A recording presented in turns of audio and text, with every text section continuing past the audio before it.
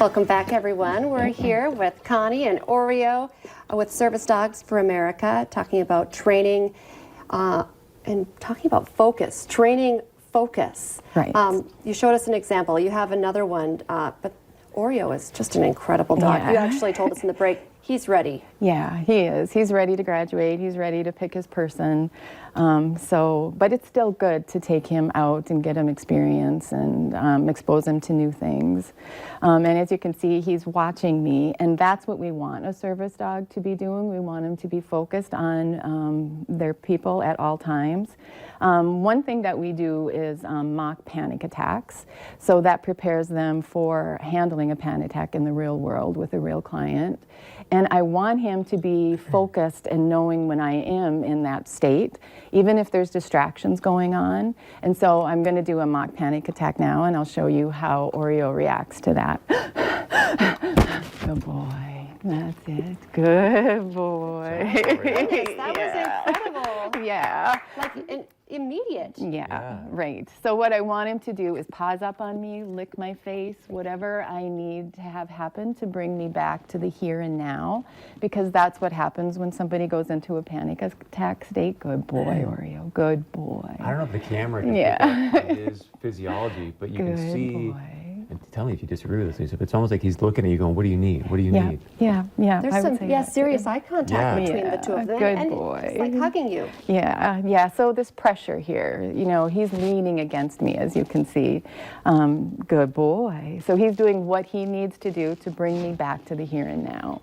Because that's what happens when somebody goes into a panic attack state. They go back to whatever trauma, tragedy caused them to have the PTSD in the first place. And now you see he's still leaning against me, and you see how this is grounding again. This is that pressure, him feeling me against me like that.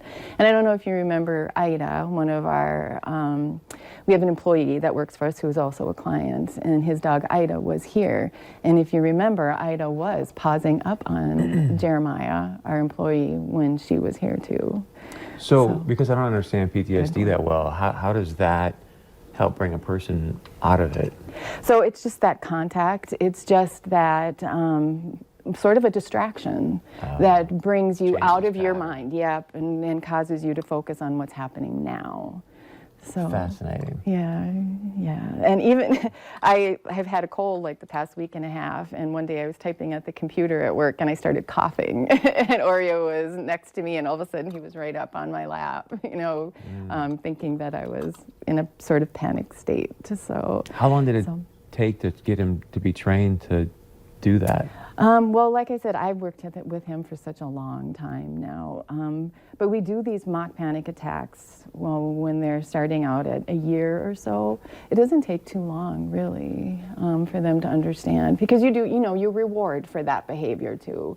And then the more a bond develops between you. He's looking at you right now like, hey, where's my treat? Yeah. Good boy. Good look at me. That's it, Oreo. Good boy. The body language there with the tail is like that. Yeah. But again, you want this focus. You want this focus from your dog. I should be able to leave him on a place and walk out of this room, and he'd still be here and watching for me, watching where I went. Although it appears there's just, the three of us. There are a lot of people behind the cameras. Right. There's a lot of people in the studio. And Oreo hasn't acknowledged anyone else. Right. Except for you. Yeah. This whole time. So, he's a good dog. Yeah, good boy. Well, Oreo, thank you so much. You were a star today. Yeah. And Connie, as always, it's great to visit with you, and great examples today of what you guys do. And we know whoever he chooses is going to be very lucky to have Oreo. Yeah. Because of what you have done. Oh, well, thank you. All right, stay with us. Coming up next here on North Dakota Today, we're excited about this. We're going to be visiting with Raybon and some very energetic people talking about the age-old art of quilting and sewing. Don't go anywhere.